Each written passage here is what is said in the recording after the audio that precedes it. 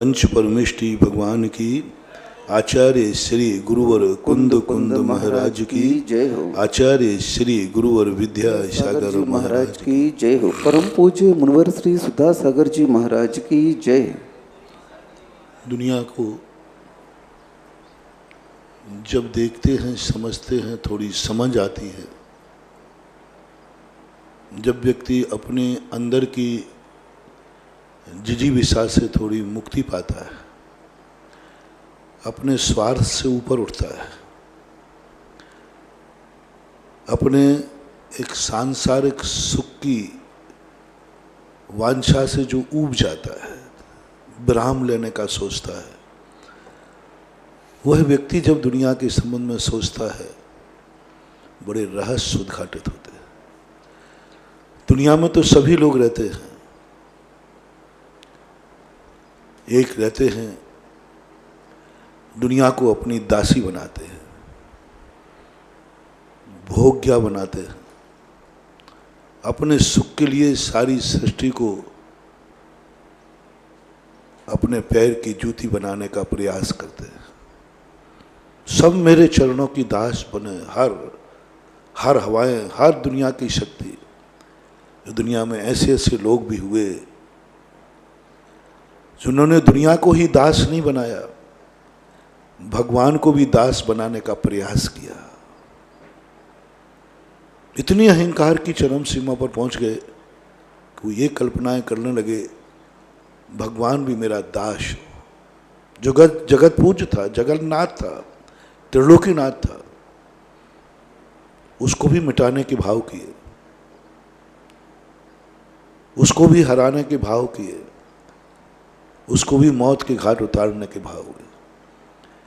ऐसे राजा हुए जिन्होंने जगत पूज्य गुरुओं को भी अपना सेवक बनाया, दास बनाया, अपने बैठने के रथ साधकों से खिंचवाया। इतने दुनिया में कितने बड़े विचित्र लोग थे। जो सर्वशक्तिमान शक्तियां हैं, उनका भी मालिक बनने का प्रयास दुनिया में किया। ऐसे लोग भी दुनिया में हैं। वो तो दुनिया को कभी समझ नहीं पाएंगे, वे दुनिया की शक्तियां समझ नहीं पाएंगे, क्योंकि मालिक कभी दास के अंदर ऊंचाइयां नहीं देख सकता। मालिक कभी दृष्टि में नहीं आता कि मेरा दास भी मेरे बराबर, मेरे से भी बड़ा है। कभी अपन कल्पना करें, अपन को उतना बड़ा निकृष्ट तो नहीं है, लेकिन थोड़ा सारा संसार सोचे। कभी चींटी को देखकर ये भाव आ जाए, ये चींटी भी मेरे समान शक्ति रखती है, मेरे से भी बड़ी शक्ति रखती है, और मेरे से पहले मोक्ष जा सकती है। चींटी को देखकर ऐसा भाव आ जाए कि ये मेरे से भी ज्यादा शक्ति है, यदि अपने पर उतर आए तो मेरे से पहले मोक्ष प्राप्त कर लेगी। एक पेड़ के पत्ते को, एक कीड़े को, एक मकोड़े को देख करके जब तत्व चिंतन होता है, ये चिंतन उन्हीं को आएगा जो संसार को अपना दास नहीं बनाना चाहते, संसार को मात्र अपनी भोग सामग्री नहीं बनाना चाहते, संसार पर मात्र राज्य नहीं करना चाहते। वो थोड़े ऐसी दृष्टि बन गई जिनकी, जैसे हमारे शास्त्रीय भाषा में क्षोभ समलब्धि कहते हैं। इनके मन में ऐसा परिणाम आने लगा कि मैं सबका मालिक बनना चाहता हूं। क्या इस दुनिया में कोई दूसरा नहीं जो मालिक बनने का भाव करता हो? मैं भगवान बनना चाहता हूं, क्या कोई भगवान बनना नहीं चाहता? दो दृष्टि से सोचती है दुनिया। मैं जो विनाश नहीं चाहता हूं वो शायद दुनिया भी नहीं चाहती होगी।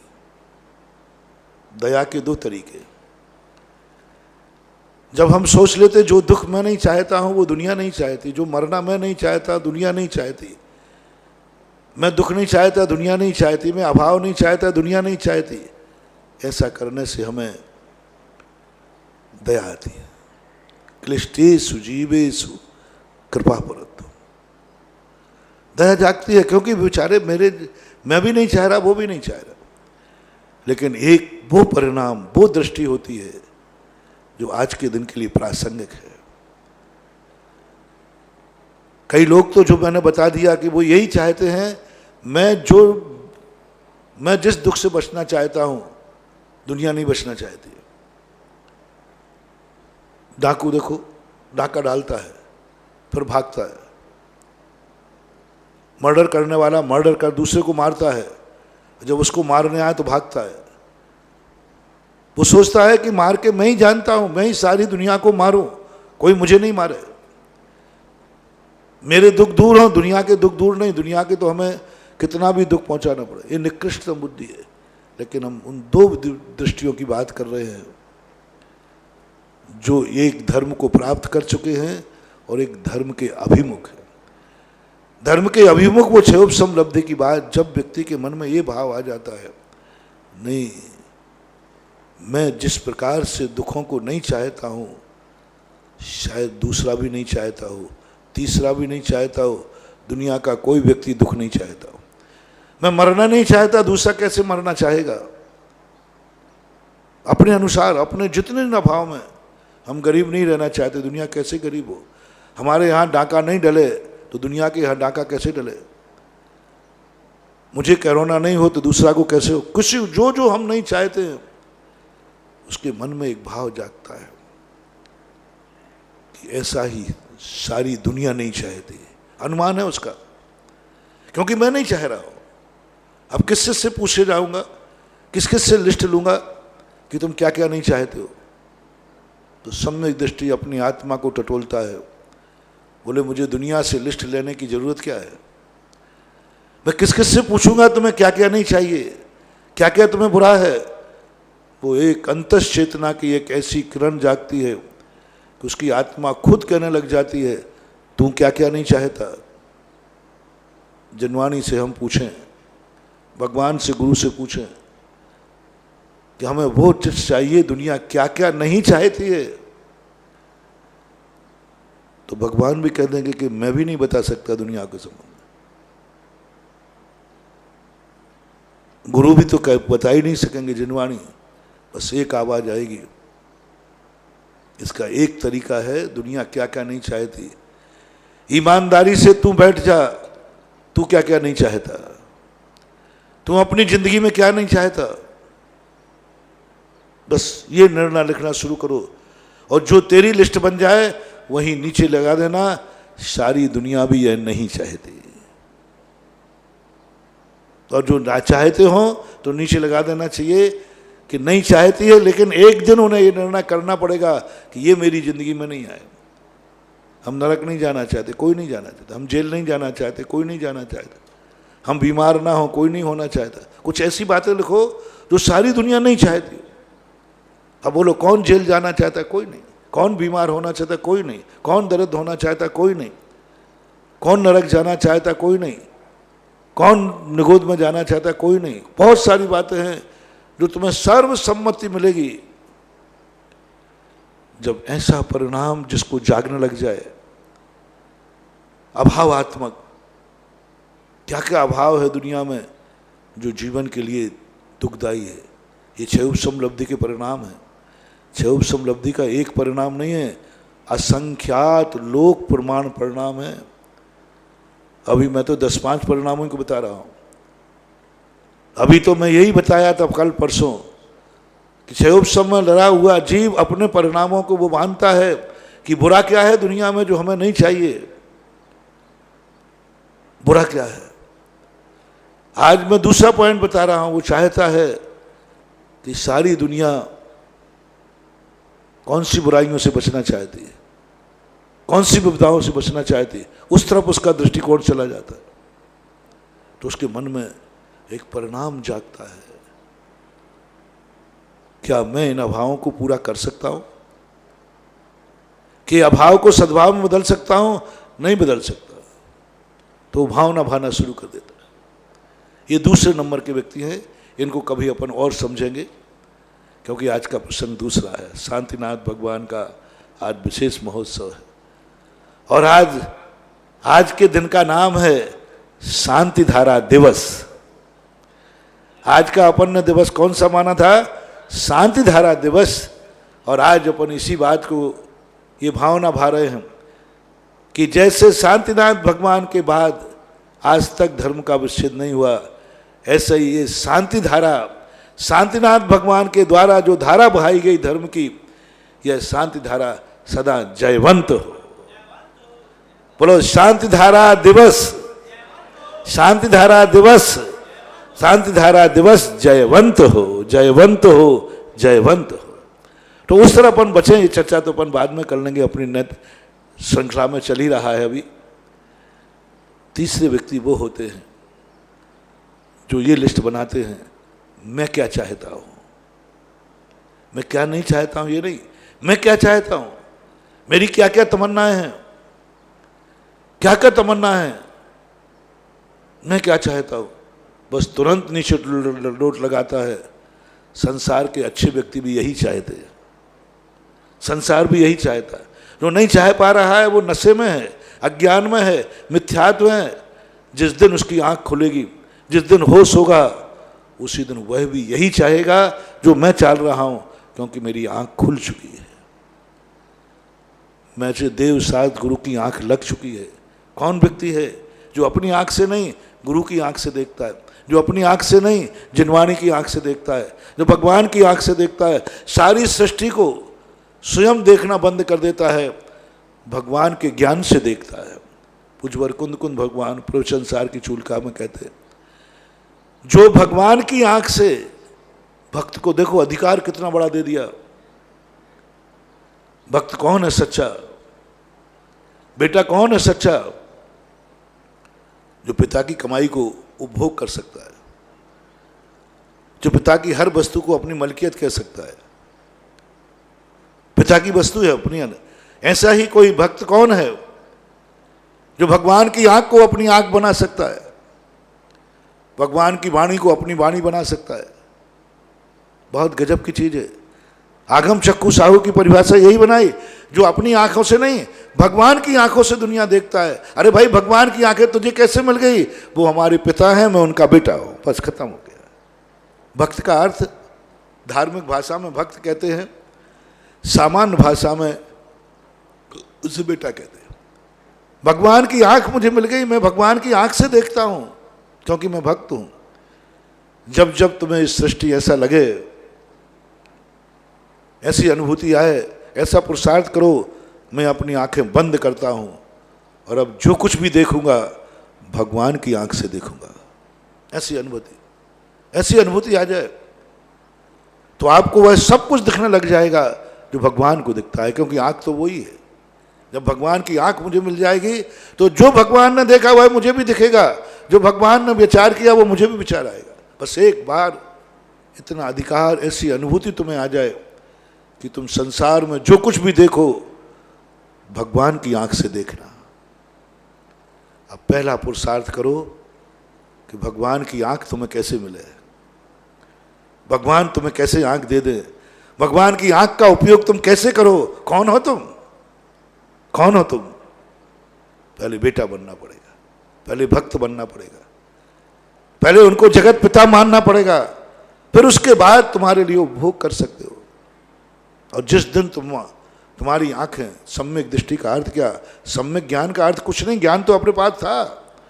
सम्यक ज्ञान का अर्थ है कि उस ज्ञान में अब भगवान की आंखें लग जाती हैं। वो अपनी इंद्री से नहीं देखता, भगवान की इंद्री से देखता है। जैसे आगम कहते हैं, और आगम की आंख से दिखता है, फिर तुम्हें वो ही सृष्टि क्षय द्रव्य दिखने लग जाएंगे, वही तुम्हें शुद्ध स्वरूप दिखने लग जाएगा।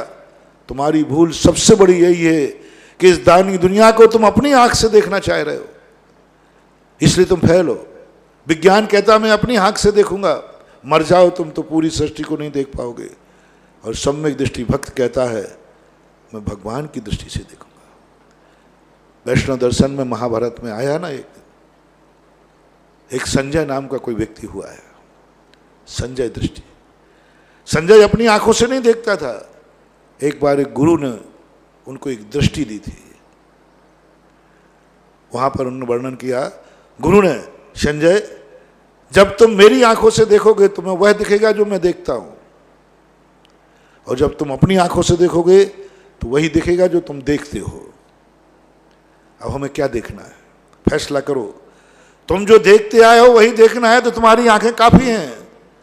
तुम वो देखना चाहते हो जो भगवान देखते हैं, तो भगवान की दी हुई दृष्टि से देखो, उस दृष्टि से देखो।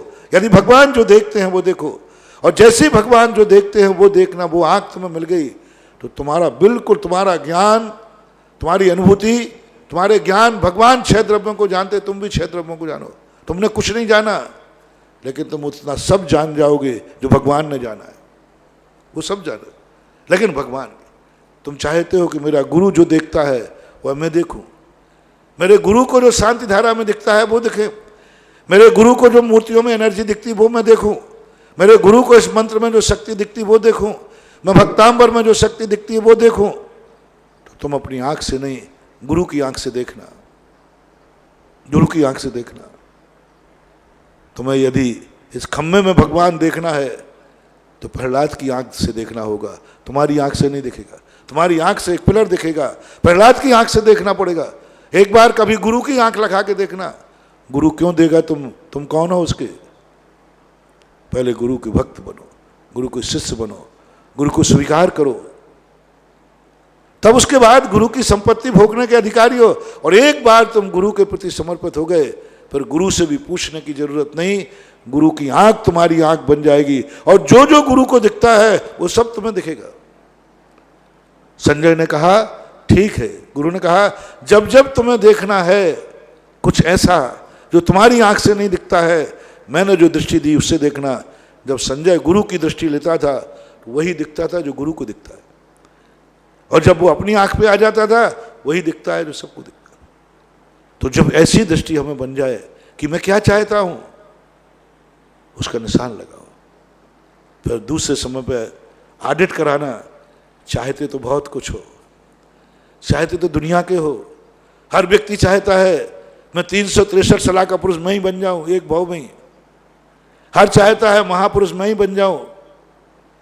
लेकिन गुरु से पूछना, परम इच्छाएं तो बहुत हैं, लेकिन कितनी पूरी हो पाएंगी, कितना कर पाएंगे, मेरा पुण्य कितना है, मेरी शक्ति कितनी है। आज शांतिनाथ भगवान के उस प्रसंग को मैं आपके सामने प्रस्तुत करना चाहता हूँ। एक वो जीव हैं जो त्रस बनने के लिए तरस रहे हैं निगोद में, एक वो त्रस हैं जो संगी पंचेंद्री बनने को तरस रहे हैं, एक वो पशु हैं जो मनुष्य बनने को तरस रहे हैं, और एक वो मनुष्य हैं जो सम्यक दृष्टि बनने को मोहताज हो रहे हैं, एक वो सम्यक दृष्टि हैं जो देशमति बनने को मोहताज हो रहे हैं, एक वो सम्यक दृष्टि है जो मुनि बनने को मोहताज हो रहे हैं, एक वो सम्यक दृष्टि है जो अरहंत बनने को मोहताज हो रहे हैं, एक वो अरहंत हैं जो सिद्ध बनना चाह रहे हैं। लेकिन एक आत्मा ऐसी है, चाह रही है तो नहीं मिल रहा है, इतनी किस्मत नसीब नहीं है। और एक वो महान व्यक्ति है, वो कहता है, प्रकृति कहती है तेरा पुण्य इतना है मैं क्या दूं। एक व्यक्ति को 33 नंबर लाना मुश्किल हो रहे हैं, एक व्यक्ति को सेकंड डिवीजन लाना मुश्किल हो रही है, एक व्यक्ति फर्स्ट क्लास लाना मुश्किल हो रहा है, एक मेरिट लिस्ट में आना मुश्किल हो रहा है, और एक वो है जो डिक्टेंशन ले रहा है। डिक्टेंशन ही नहीं, उसको नंबर कम पड़ रहे हैं। 100 नंबर रखे थे, जांचने वाला कहता मैं क्या करूं, इसकी राइटिंग इतनी अच्छी है, इसका उत्तर इतना अच्छा है, जो आंसर शीट से भी नहीं है, आंसर शीट से भी बड़ा उत्तर। गुरु जी खुद कह रहे हैं कि गुरु मेरे से बड़ा उत्तर है इसका। ये उत्तर तो मैंने सोचा ही नहीं था कि ये भी उत्तर हो सकता है, लेकिन नंबर 100 से ज़्यादा नहीं है। 100 से ज़्यादा नंबर नहीं दिए जा सकते।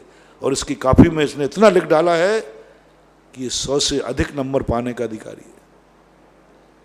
क्योंकि वो तो मैंने कभी सोचा ही नहीं था आंसर शीट में कि ये भी इसका आंसर है, और वो आंसर सही है जो आंसर शीट में नहीं है।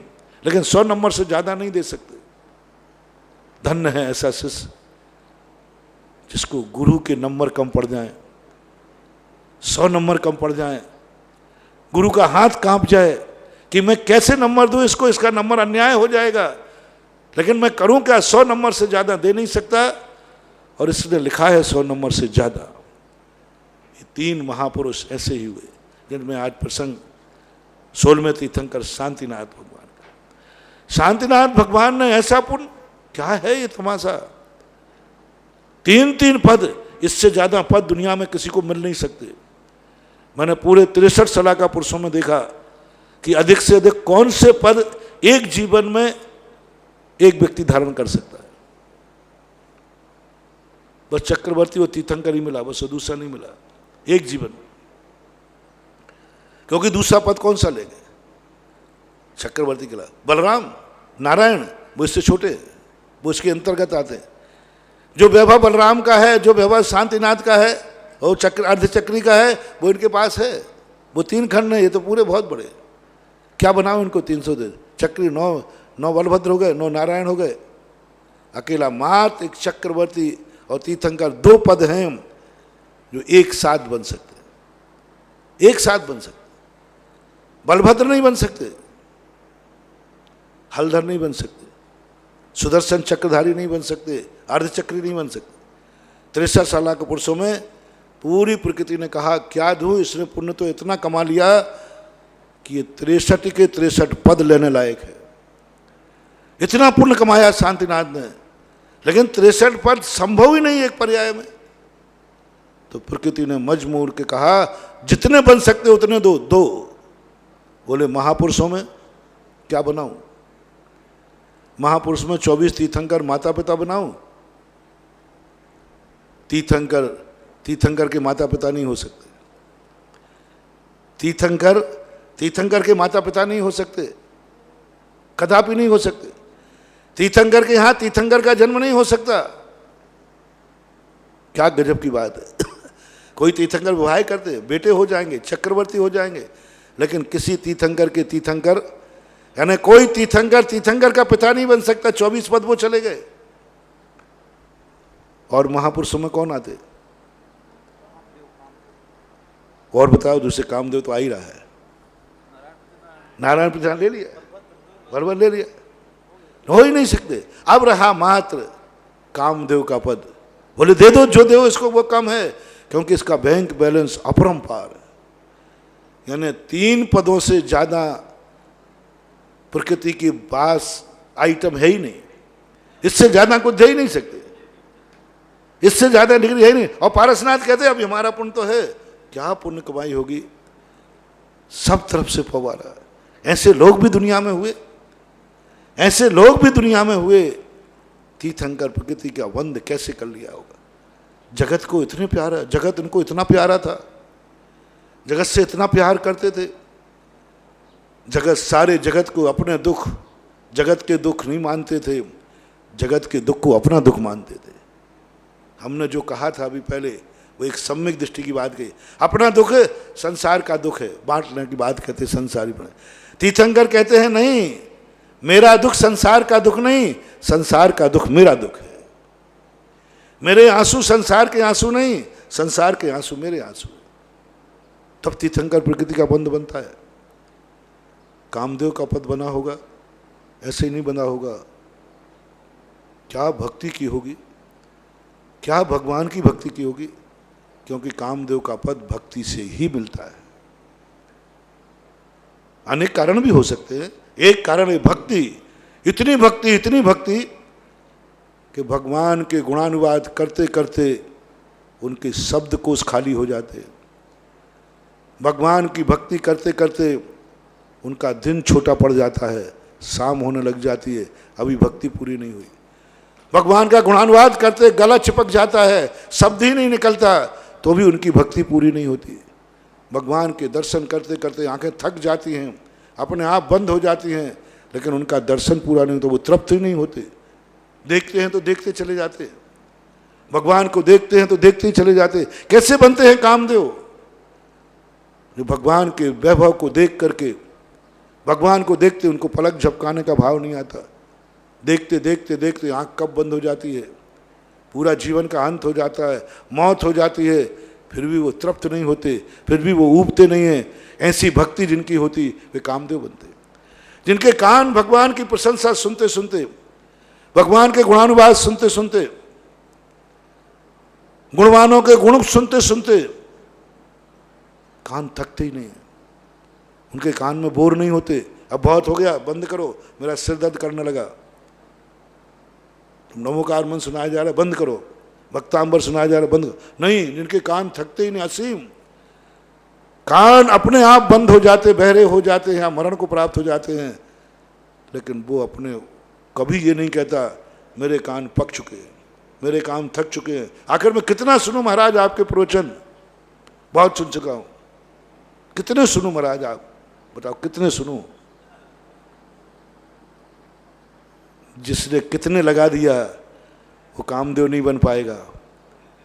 जिसने कहा मैं तेरे कान कभी थकेंगे नहीं, महाराज आप बोलते बोलते थक जाओगे, लेकिन मैं सुनते सुनते नहीं थकूंगा, ध्यान रखना। भगवान की वाणी धन्य है। ऐसे श्रोता होते हैं समूषण में, भगवान 2.25 घंटे बोलते हैं, 3 बार बोलते हैं। कितने घंटे हो गए? 2, 2, 6 और पौन 7 घंटे 12 मिनट प्रतिदिन भगवान बोलते हैं। समोषण में ऐसे लोग होते हैं जो सर्वज्ञाता होते हैं, गणधर परमेश्वरी, सारा ज्ञान है। ऐसा नहीं कि उनको ज्ञान नहीं है, सब ज्ञान है। जो ज्ञान है उसी बात को सुनते सुनते भी वो आगा नहीं आ रहा है, थक नहीं रहे। अपन तो एक बात पुनः करें, अब यही बात तो कल महाराज ने कही थी, अब क्या सुनना, वही बात तो कही महाराज जी, तो वही बातें कहते हैं। हाँ, रोज वही बात महाराज कहते। कई बार महाराज आप अक्सर कर प्रवचन में यहाँ करते हैं, मैंने कहा इसने हमें मिटा दिया। ऐसा कहने का अर्थ है कि आप ये बात बहुत बार कहते हैं, यही तुम्हारी सबसे बड़ी कमजोरी है। तुम्हें गुरु की बात ऐसी लगे ये बहुत बार कह चुके हैं, समझ लेना तुमने प्रवचन सुना ही नहीं, प्रवचन का आनंद आया नहीं और प्रवचन का लाभ तुम्हें मिला नहीं। किस दिन प्रवचन सही है? 1000 बार भी वो बात सुनी हो और आज सुनाते समय तुम्हें ऐसा लगे कि जैसे मैंने आज तक कभी ये बात सुनी नहीं, ऐसी अनुभूति आ जाए, तब तुम्हारे कान पूर्ण भक्ति में रोज बोलेंगे।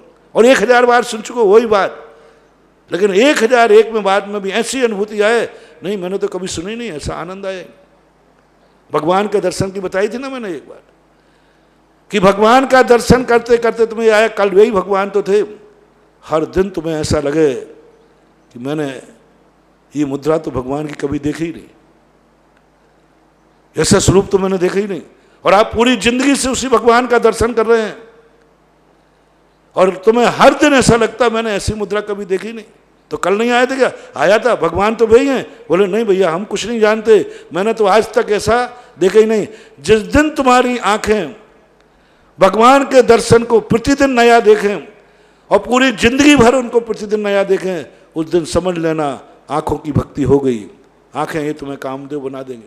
कान थके नहीं, विश्राम नहीं।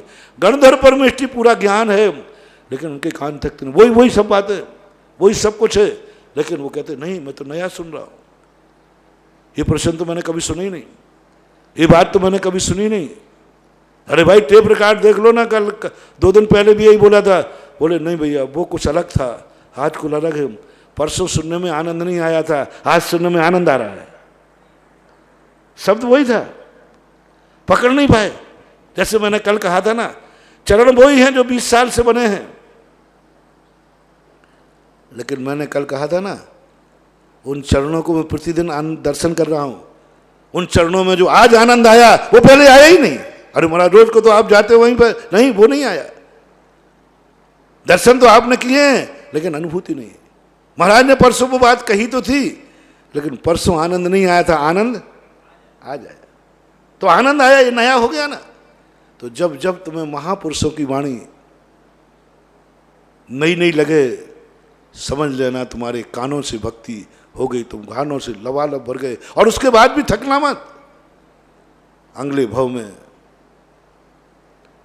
जब बोलने की बारी आए, तुम्हारे शब्द कम पड़ जाएं, बोले जाओ। कितना बोलोगे? बोले मेरे पास शब्द नहीं तो और बोलूंगा, शब्द नहीं तो और बोलूंगा। एक पापी से कहो जो पाप करता है, शराब पीता है, दुनिया भर की व्यसन करता है, उससे पूछो तुमने जिंदगी में सारे पाप कर लिए, अब अगले भाव में क्या करोगे, क्या चाहते हो तुम? तो पापी कहता है यदि आप वरदान देना चाहते तो एक तमन्ना है, इस भाव में पाप थोड़ा लेट शुरू किए थे, अगले भाव में जल्दी शुरू करूंगा। इस भाव में थोड़ा लेट हो गया, जल्दी शुरू करूंगा। ऐसे धर्मात्मा कहता है क्या चाहते हो अगले भाव में? बोले इस बार मैं धर्म बहुत लेट शुरू किया, इस बार मैं मुनि बहुत थोड़ा लेट बना। नहीं नहीं, आप तो बहुत जल्दी बन गए थे, आप लोग 22 साल की उम्र में ही बन गए थे। नहीं नहीं, बहुत लेट हो गया, बहुत लेट हो गया। भगवान के दर्शन करने बहुत लेट शुरू किया, माला फेरना बहुत लेट शुरू की। तो अब क्या चाहते हो?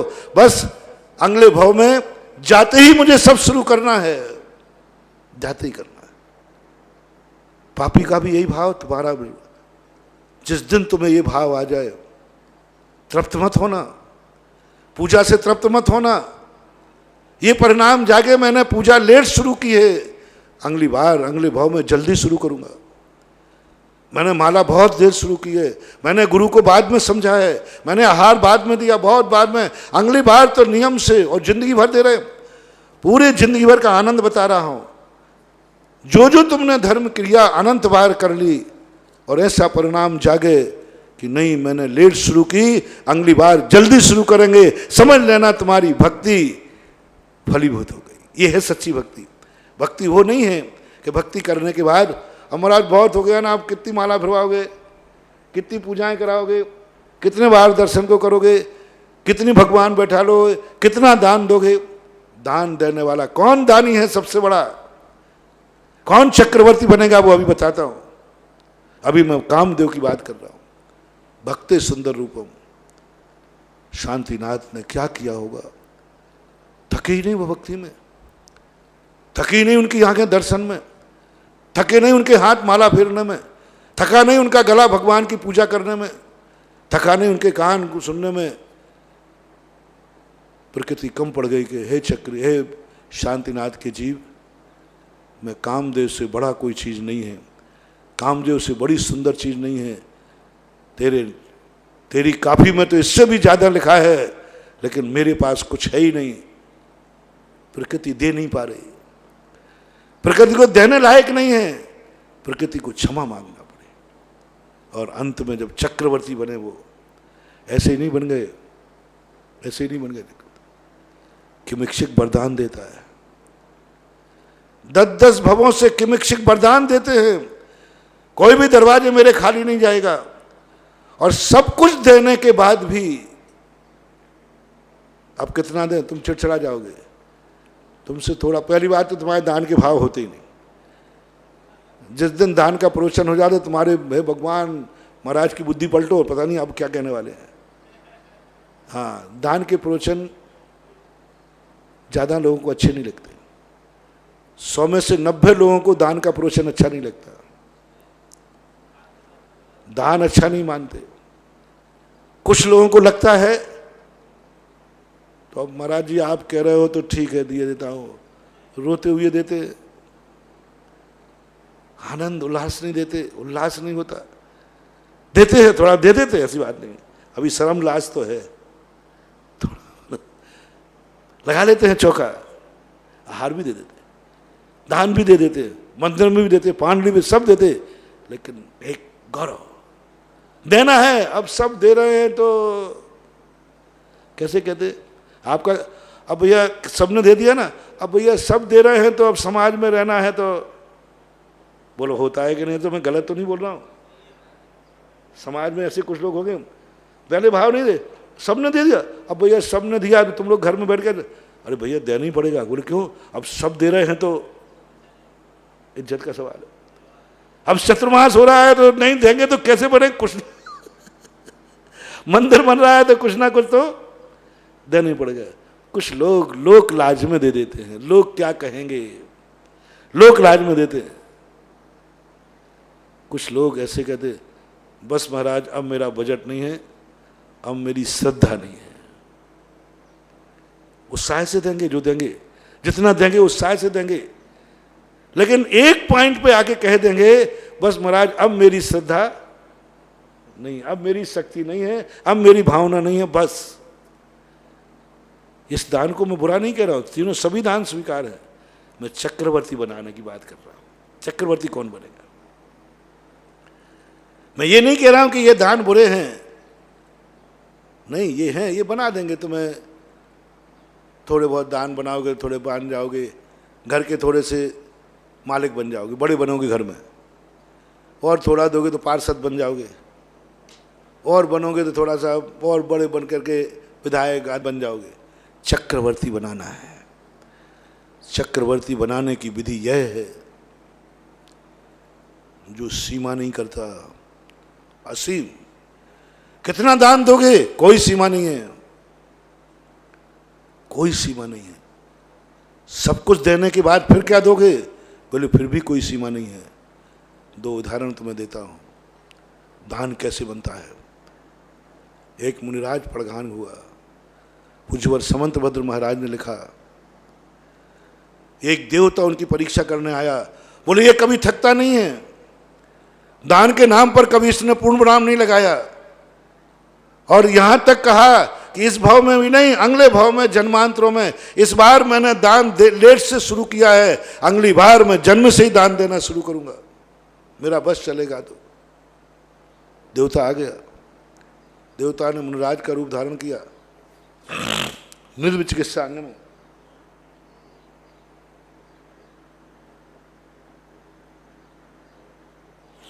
निर्विचिकित्सा अंग के अंदर ये बात दी है उन्होंने। आहार को आया, एक तो रोगी गोड़ी आ गया, पूरी कहानी नहीं सुना रहा हूं अभी, वो उनकी बात, एक बात लेना। वो आहार को खड़े हो गए, जितना भोजन था सब खा गया, वो जितना पानी था सब पी गया, कुछ भी नहीं बचा, कुछ भी कच्चा पक्का जो था सब। राजा के मन में गजब की बात मान हुआ, गजब की। एक भाव ये नहीं आया, कहाँ का अगोरी आया सब खा गया, बिल्कुल ग्लानि भाव नहीं आया, ग्लानि भाव नहीं आया। एक ही बात कहते हैं, भगवान मैंने क्या पाप किया कि आज मुनिराज की अंजलि खुली है और मेरे पास देने को कुछ नहीं है। अंजलि खुली है, अब मेरे पास कुछ बचा ही नहीं, हाथ जोड़ लिए। महाराज कह रहे लाओ, वो रो रहा है। ये नहीं कह रहा कि महाराज आप थोड़ा शर्म करो, कितना खा लिया है, राजकोष खाली हो गया, सब कच्चा अनाज तक खा गए, तुम पानी सब पी गए, तो मन में परिणाम भी नहीं आया। ये भाव आया कि हे भगवान, आज यदि 3 लोक का भी भोजन मेरी अंजलि में आ जाए, मेरे हाथ में आ जाए, वह सब मैं महाराज को दे डालूंगा, मुझे भूखा मरना पड़ेगा तो मर जाऊंगा। उसको ये भाव भी नहीं आया कि अब मैं क्या खाऊंगा, मेरे लिए तो कुछ बचा ही नहीं। ये आया 3 लोक का भोजन आ जाए तो भी मैं पहले महाराज को दूंगा, महाराज को देने का भाव करूंगा, महाराज की अंजलि में दूंगा। और जन्म जन्म तक हे भगवान, हे मन तू उदास मत होना, जन्म जन्म तक मैं जब तक महाराज नहीं बनूंगा आहार देता रहूंगा, आहार देता रहूंगा, जन्म जन्म तक मुझे ये आहार देने का सौभाग्य नहीं होना चाहिए, खत्म। ऐसा परिणाम किया। उसके होते हैं अन्नपूर्णा के अतिशय, वो बनता है चक्रवर्ती, उसको लगते हैं 363 रसोइया, उसका बनता है ऐसा भोजन कि एक इतना गरिष्ठ भोजन खाता है चक्रवर्ती, 32 लड्डू खाता है। आधा लड्डू यदि पूरी बिजोलिया क्या भीलवाड़ा डिस्ट्रिक्ट में बांटा जाए तो सबके पेट भर जाएंगे, तो भी आधा लड्डू पचा नहीं पाएंगे, और ऐसे वो 32 खाता है। उसकी पटरानी 28 खाती है। पटरासनी का भोजन 28 लड्डू है और उसका 32 लड्डू है। ये दोनों ने आहार देते समय ऐसी भाव, ऐसे ही सेठानी की रानी थी, सेठ की रानी थी, सेठानी थी, वो भी कहने लगी, ओहो आज मुनिराज की अंजलि खाली है और मेरे पास कुछ नहीं है। मैं संसार की सारी तपस्या, सारा दुनिया का सब कुछ मैं दांव पर लगाता हूं, बस मुनिराज का पेट भर जाए, बस मुझे कुछ नहीं चाहिए। ऐसा असीम दान से घृणा नहीं हुई, धाम को असीम कर दिया। अक्षय निधियां किसके होती हैं? जो कभी दान देते देते थकते नहीं हैं। मैं अपने भक्तों से कहना चाहूंगा, कभी दान के संबंध में ये मत कहना, बस दान का बजट मत बनाना, दान के संबंध में ये मत सोचना बस इतना दूंगा, दान दे देना। जब देने की शक्ति नहीं हो तो बस मत कहना हाथ जोड़ लेना, आगे फिर देना शुरू करूंगा, अगले भाव में और जल्दी दान शुरू करूंगा। इस बार लेट शुरू किया, इस बार एक मंदिर बनाया, मैं सारी पृथ्वी को मंदिरों से पाट दूंगा। इस बार मैंने देर से अभिषेक शुरू किया, अब जल्दी शुरू करूं। दान के संबंध में औषधि दान, धन दान, आहार दान, जो जहां जिसको जरूरत पड़े बस मेरे हाथ से होना चाहिए। उसके मन में क्या भाव आता है? संसार में किसी भी व्यक्ति को किसी की जरूरत पड़े, उस पूर्ति मैं करूंगा, मैं करूंगा। शरीर देना पड़ेगा, मैं दूंगा। वो आता ना एक बाज को पकड़ा तो मारने वाले जब बहेली आया, ये बाज मेरा है, मैंने मारा है। उन्हें क्यों? बोले मेरा मांस भोजन है, यदि आप ये नहीं दोगे तो मैं मरूंगा, मेरा परिवार भूखा मरेगा, और आप इसको देते हो तो उन्होंने सोचा ये मर जाएगा। उनका तो मांस से मतलब है, अपनी जंघा का मांस निकाल कर तराजू के बराबर दे दिया, जाओ तुम्हारा काम हो जाएगा, लेकिन मैं इसको मरने नहीं दूंगा। ऐसी दया जिसके मन में आ जाए, ऐसा दान अपना खुद का दे दिया। यदि मेरी जिंदगी की बोटी बोटी कर कर किसी के काम आएगी तो बस संसार में मैं किसी को अभाव में नहीं जीने दूंगा, किसी को गरीब नहीं रहने दूंगा, किसी को दवाई दुनिया में है तो उसको रोगी नहीं रहने दूंगा। बस मेरे बस में होना चाहिए, मेरी ताकत जहां तक है वो मैं करके रहूंगा। ऐसा दान देने का भाव जिसको आ जाता है, और एक भाव में नहीं, जन्मांतर देता रहूंगा। और इतना दान दे चुका है, इतना दान दे चुका, अब उसके पास कौड़ी नहीं बची। राजा हरिश्चंद्र के समय पे आता है कि सब कुछ देने के बाद राजन आपकी दो दशा हुई। क्या दशा हुई? राजा हरिश्चंद्र की सबको मालूम है, किस प्रकार की परेशानी उठाना पड़ी, किस प्रकार के संकट में वो रहे। जब अंत में जब उनके बेटे को मरण होने के बाद जब उन्हें कफन मांगा, उस समय जो हालत उनकी थी, जब पत्नी को दासी बनाया तो किसी ने पूछा, राजन दान के प्रति अब आपके भाव क्या है? इसी दान ने आपको ये दशा कर दी। आप राजा हरिश्चंद्र बहुत बड़ा राजा था, ये दशा कर दी कि आज तुम चांडाल के यहां नौकरी कर रहे हो, पत्नी भगवान के यहां कर रही है, और बेटे को बिना कफन नहीं था तो पत्नी ने अपना आंचल फाड़ करके कफन बनाया। ऐसा तुम्हारी इस दान ने हालत कर दी। इस दान के प्रति आपकी घृणा है कि रुचि है? क्या हरिश्चंद्र कहते हैं, 100 जन्मों तक भी मुझे दान देकर दर्द बनना पड़े, मैं दर्द बनने को तैयार हूं, लेकिन दान देना नहीं छोड़ूंगा। 100 भवों का क्या, हजारों भवों तक भी यदि मुझे दान देने का मौका मिलेगा, और हजारों भवों में भी इससे भी ज्यादा दर्द बनना पड़ेगा, ठोकर खाना पड़ेगा, तो मैं देना। क्योंकि दान देने का जो आनंद है ये ठोकर खाने वाले कष्टों से बहुत ज्यादा है। अब राजा हरिश्चंद्र के कष्ट कितने थे सबको मालूम है। उनने उन कष्टों को एक तरफ रखा और दान देने का आनंद दे रखा। राजा हरिश्चंद्र कहता है ये कष्ट तो कुछ भी नहीं, बिंदु समान है, और दान का आनंद सिंधु समान है। दान का जो आनंद हमारे अंदर लहरा रहा है, दान देते समय मुझे जो आनंद आया था, स्वप्न में दिया था दान। स्वप्न में जो दान दिया, जब मैंने राजपूरा दान दे दिया, उस समय जो मुझे आनंद आया था, वो आनंद के सामने ये कष्ट बिंदु के समान है। क्या है इन कष्टों में? ऐसे ना जाने कितने पापी पाप के कारण से दरिद्र हो जाते हैं, पाप के कारण नौकरी पर तराते हैं। क्या हरिश्चंद्र का सोच, कितने पापी हैं जो बड़े बड़े राजा थे और ऐसे दिन आते कि भीख मांगते, चांद डाल के यहाँ नौकरी करते। मेरी दशा तो धर्म के कारण हुई है, दुनिया की दशा तो पाप के कारण होती है। और बंधुओं, धर्म के कारण तो बहुत कम लोग होते हैं। पाप के कारण से, दुनिया भर की गलत आदतों के कारण कितने लोग दरिद्र हो जाते हैं। धर्म के कारण से कितने दरिद्र हुए, पाप के कारण से कितने लोगों के मकान जायदाद बिक जाते, जुआड़ियों के, शराबियों के, माँ का पत्नी का मंगलसूत्र भी बिक जाता है। धर्म देने वालों के कौन से मकान बिके हैं, कौन सी जायदाद बिकी है, किसने मंगलसूत्र बेच करके दान दिया है। कितने लोग हैं संसार में जिन्होंने मंगलसूत्र जानकर दान दिया हो। कितने पुरुष हैं जिन्हें अपनी पत्नी का मंगलसूत्र बेच करके शराब पी होगी, मंगलसूत्र बेच कर जुआ खेला होगा, मंगलसूत्र बेच करके गंजेड़े भंगेड़े रहे होंगे, स्मैक पी होगी। और कितने लोग हैं जिन्होंने पत्नी का मंगलसूत्र बेच करके भी दान दिया होगा। वो थे शांतिनाथ भगवान, उनकी सची, उनकी इंद्राणी, वो सेठ जिन्होंने कहा नहीं, क्या बात करते हो, कैसी होती हैं स्त्रियां, कैसी बनती है चक्रवर्ती की पटरानी, कैसे बनती है सची सौधर्मेंद्र की, कैसे बनती है।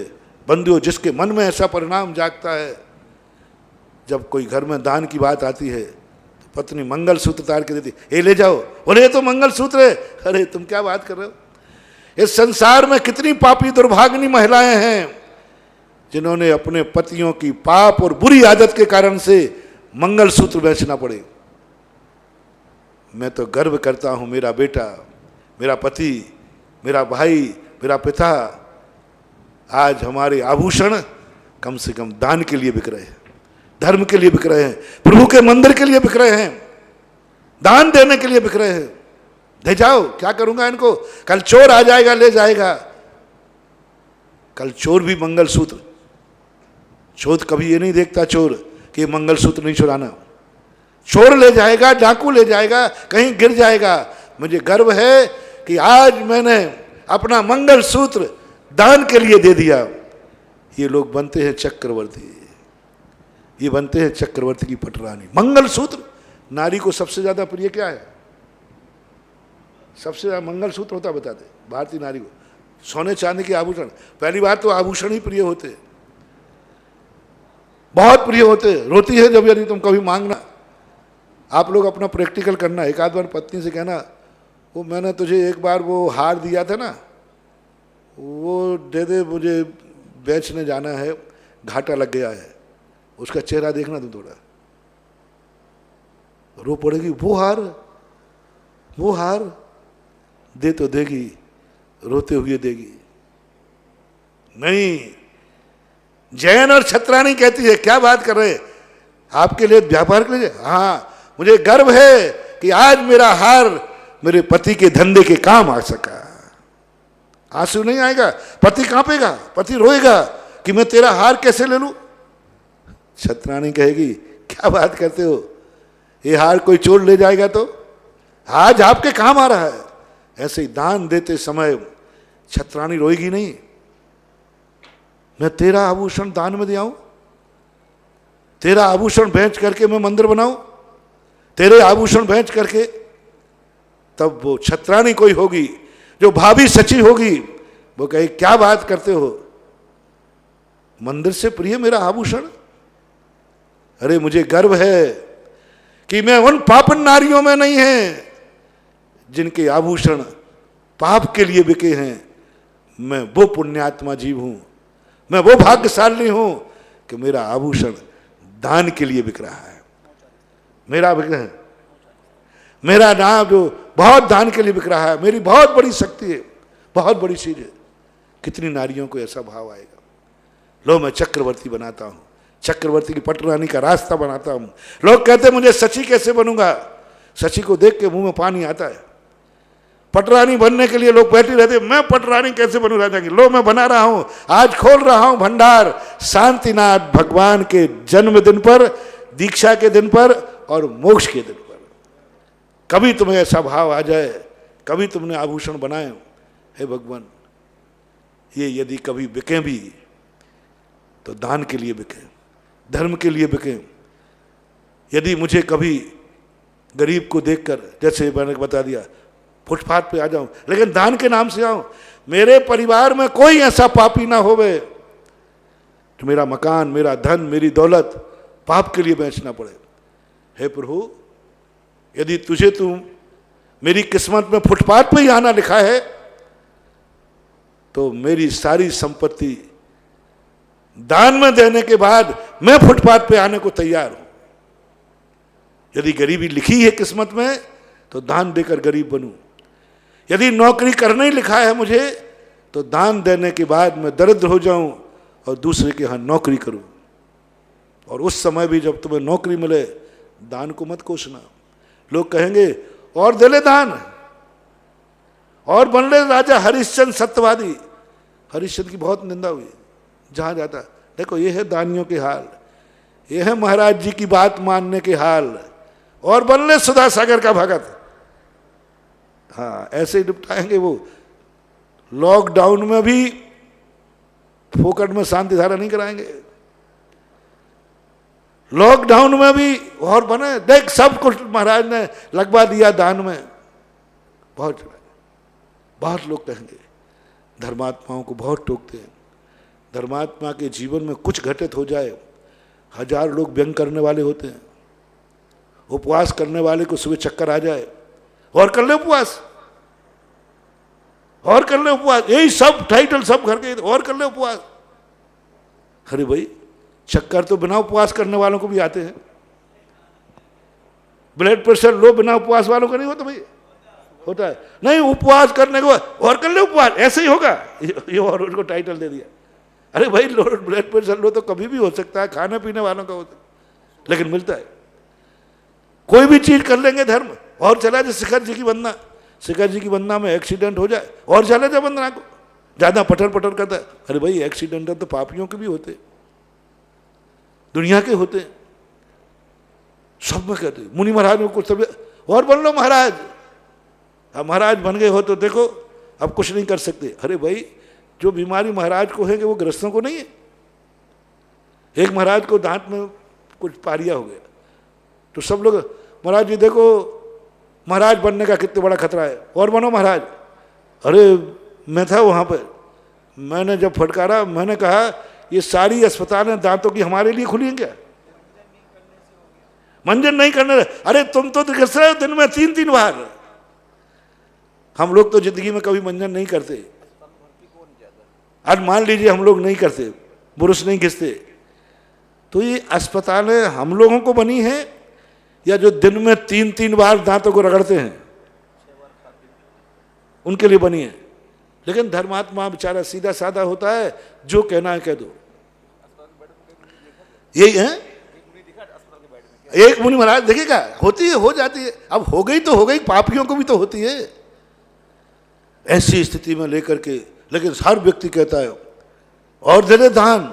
राजा हरिश्चंद्र से लोग कहते हैं, पर राजा हरिश्चंद्र उसकी नारी ने, आहा क्या धन है, एक बार भी नहीं कहा, एक बार भी पत्नी ने नहीं कहा कि तुम्हारे कारण से ये दशा हो रही। उन्होंने कहा नहीं, आप मेरी तरफ से बिल्कुल निश्चिंत रहना, मैं 100 भवों तक भी आप जैसे दानी की पत्नी बनना चाहे, बनने का मौका मिलेगा तो बनूंगी। एक प्रसंग और तुम्हें स्मरण दिला दूं। सीता इतने संकट उठाए, एक बार भी उल्हाना नहीं दिया सीता ने। और बन जाओ सत्यवादी हरिश्चंद्र, और बन जाओ धर्म पर टिक जाओ, कभी नहीं। द्वारा भी बनवाद भेज दिया, रामचंद्र ने उल्हाना नहीं दिया। रामचंद्र जी ने सीता को कभी उल्हाना नहीं दिया, और भेज दो मेरे के सामने, नहीं कुछ नहीं, हो गई घटना हर्ष के साथ। और अंत में सीता की क्या दुर्दशा हुई, आप लोग पॉइंट पकड़ना सीता का। हम लोग जब पढ़ते हैं और आप लोग सुनाते हैं तो हम लोग वो पॉइंट देखते हैं। सबसे बड़ा पॉइंट देखना, सीता जब से अयोध्या में आई कितने दिन सुखी रह पाई? जिस दिन शादी हुई उसी दिन परशुराम युद्ध हो गया। पति को बचाना मुश्किल, परशुराम बहुत खतरनाक थे। कितने बार, 36 बार, कितने बार क्षत्रियों से रहित किया। वहां से गई, वनवास हो गया, वनवास गई, रावण क्या क्या कष्ट उठाए पूरी जिंदगी में। जैसे तैसे लौट के आई, नगरवासियों ने शांति से नहीं रहने दिया। वनवास गई, वनवास में गर्भवती होकर के वनवास में रही, कष्टों की अपरंपार। और जब राज दरबार में बुलाई गई तो भी अब एक कष्ट और हो गया, अग्नि परीक्षा और दो। कभी सुख का दर्शन कराओगे सीता को कि नहीं राम? कभी सुख की अनुभूति कराओगे? अग्नि का कुंड तैयार कर दिया, जैन दर्शन के अनुसार अग्नि कर दिया तैयार। अरे हद होती भाई, कोई प्राण ले लो, नारी है तो क्या हुआ? अरे इतना संदेह, इतना संदेह, जीने का भी अधिकार नहीं। तो भी अंत का पॉइंट पकड़ना, जब सीता वैष्णव दर्शन के अनुसार अंत में बिल्कुल समाप्त होने वाली है। जब रामचंद्र ने कहा अपनी साक्षी दो जनता के सामने, शुद्धता का प्रमाण पत्र दो। अरे वाल्मीकि जी शुद्धता का प्रमाण पत्र दे रहे हैं, ये दोनों बेटे प्रमाण पत्र दे रहे हैं, सारी दुनिया प्रमाण पत्र दे रही है, स्वयं दो। अंत में रो पड़ी सीता, बोले अब इस दुनिया में रहने लायक नहीं है, ये दुनिया मेरे लायक नहीं है। जो कुछ भी घटना घटी, पृथ्वी फटी आदि, पर अंत का पॉइंट पकड़ना। सीता रामचंद्र जी से क्या कहती है? बस इस अंतिम क्षण में एक ही वरदान मांगती हूं दुनिया से कि जब भी मैं पत्नी बनूं, आप जैसे राम की ही बनूं। कांप गया ब्रह्मांड। दुनिया की कोई भी नारी होगी हमेशा यही कोसेगी, कभी ऐसा पति मुझे कभी नहीं मिले, किसी को ऐसा पति नहीं मिले। एक ही बात कहेगी, 99 का 100 पर 99.99 कह लो तो कोई बात नहीं, ऐसा पति कभी नहीं मिले, कभी नहीं मिले। और सीता कहती है जन्म जन्म तक ऐसा पति मिले। मैना सुंदरी का यही बात आई। शादी होने के बाद पूछा क्या? बोले 100 जन्म तक भी यदि मुझे कोड़ी पति मिलेगा, ये मिलेंगे, और 100 जन्म में भी यदि कोड़ के साथ मिलेंगे तो भी मैं इनको पसंद करूंगी। क्यों? ये बनते हैं चक्रवर्ती। 100 भवों तक भी यदि मुझे ऐसा दरिद्र बनना पड़े दान के कारण, क्या है तुम्हारे मन में ऐसा भाव? दान के कारण दरिद्र बना रहा हूं। जिनेन्द्र सेठ का उदाहरण दिया है कि दान के कारण अब तुम्हारे पास कुछ नहीं बचा, पहनने को कपड़े भी नहीं है, पत्ते पहनो। धर्म के कारण मैं और ज्यादा अति कर रहा हूं, धर्म के कारण, वैसे नहीं। धर्म के कारण तुम्हारी ऐसी दशा हो गई कि पहनने को कपड़े भी नहीं बचे, छाल के कपड़े पहन रहे हो। फिर भी मैं पूछता हूं अब दान कैसा है? अब देना चाहोगे दान? और लोगे बोलियां, बड़ा चढ़ा के बोली ले ली, महाराज के प्रवचनों में बातों में आ गए, हम थोड़ा चढ़ाते ही हैं। देखो भाई हमारा प्रवचन ही ऐसा होता है। दुनिया तो कहती है कि रेत से तेल निकालना, मैंने यहाँ राजस्थान में चट्टानों से तेल निकाला है। रेत से तेल नहीं, चूना में से भी तेल निकाला है। एक बार चांदखेड़ी के अंदर की बात है, बहुत बड़ी प्लानिंग बना रहा था, पहली बार गया। अजय बाकलीवाल जी है ना, वो बोले महाराज जी यहाँ कोई नहीं बनाने वाला दान, इतना दान कौन देगा, आपकी प्लानिंग कागज में रह जाएंगे। मैंने कहा बनाओ तो सही। अब ध्यान रखना, एक चूना वाले थे अमोलक चंद जी, हमारे भक्तों में थे, बहुत अच्छे समर्पित थे।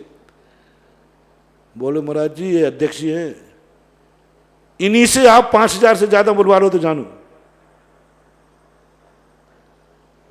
मैंने कहा देखो भाई मुझे मत चढ़ाओ।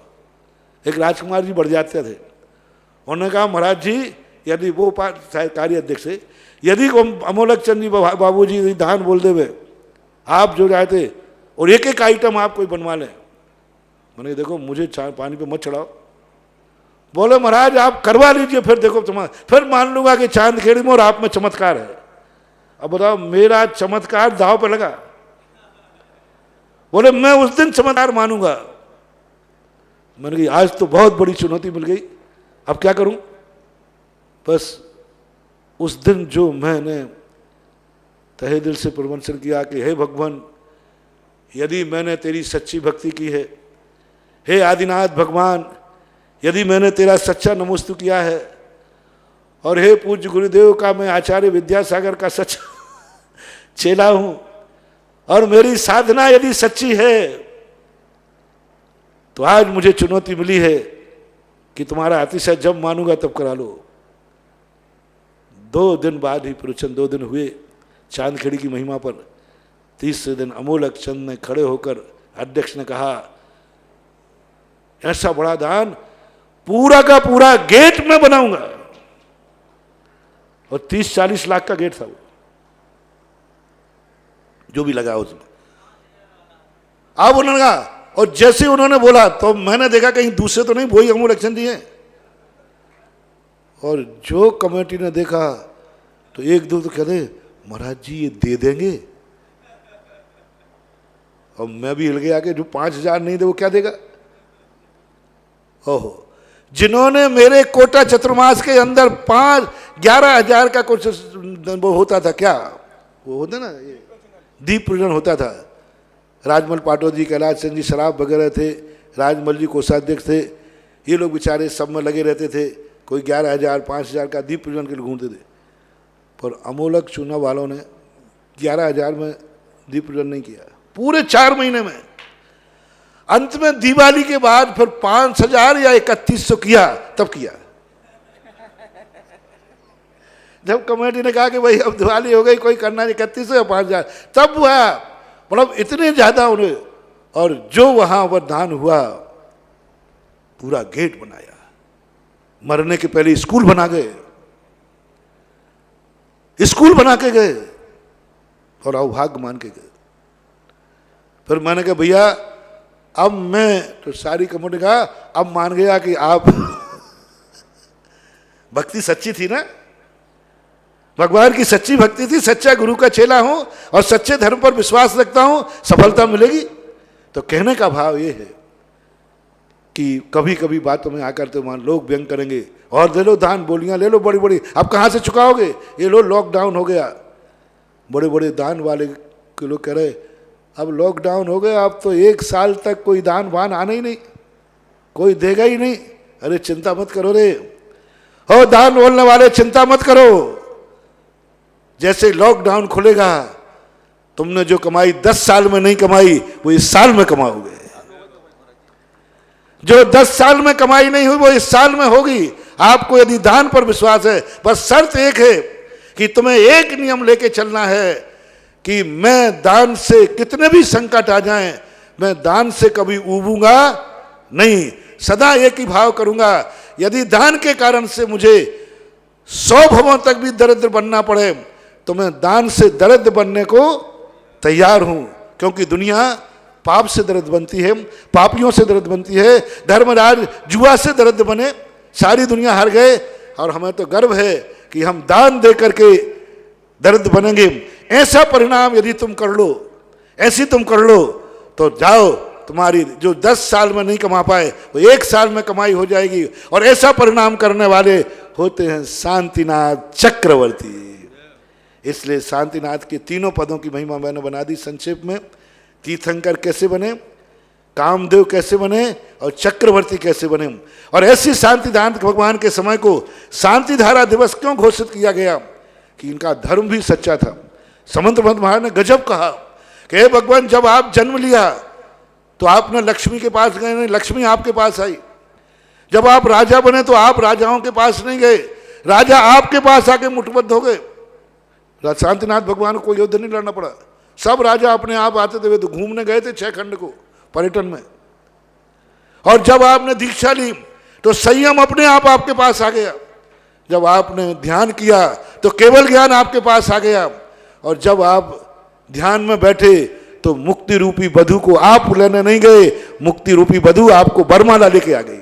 शांतिनाथ भगवान की स्तुति बड़ी गजब की स्तुति है। समंतभद्र महाराज ने ऐसी स्थिति को लेकर के शांतिनाथ भगवान के ऐसा धर्म धारण किया, ऐसा धर्म धारण किया कि उसके पहले सुवेदनाथ से लेकर 15वें भगवान तक, 16वें भगवान तक धर्म का विच्छेद होता रहा। लेकिन शांतिनाथ भगवान ने जो धर्म चलाया, संयम का, गृहस्थ का, जो भी धर्म चलाया, आज तक की तारीख तक कभी वो धर्म टूटा नहीं, निरंतर प्रभावमान है। इसलिए शांति धारा में शांतिनाथ भगवान का नाम लिया जाता।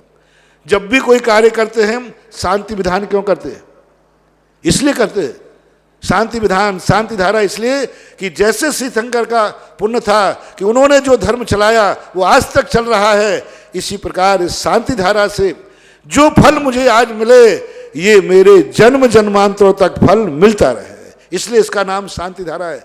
शांति धारा का अर्थ और कुछ नहीं बंधुओं, शांतिनाथ भगवान जैसा पुण्य मुझे मिले, शांतिनाथ जैसी शक्ति मुझे मिले जो कभी समाप्त न हो, ऐसे के लिए शांति धारा।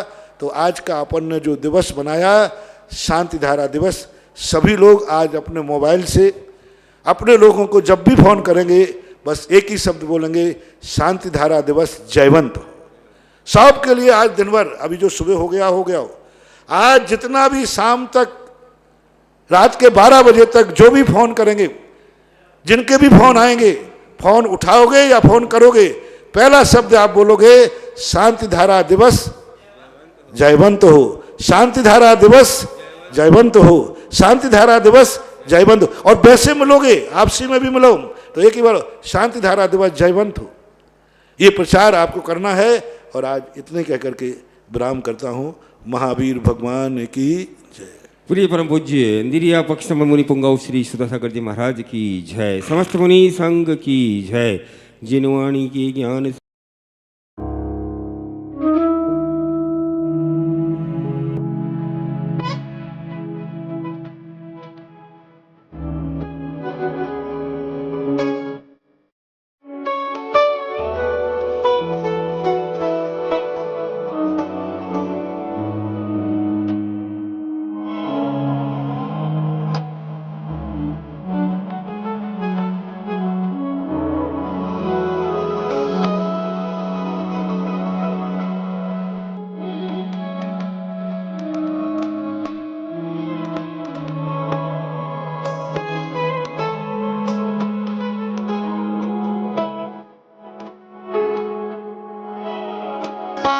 Bye.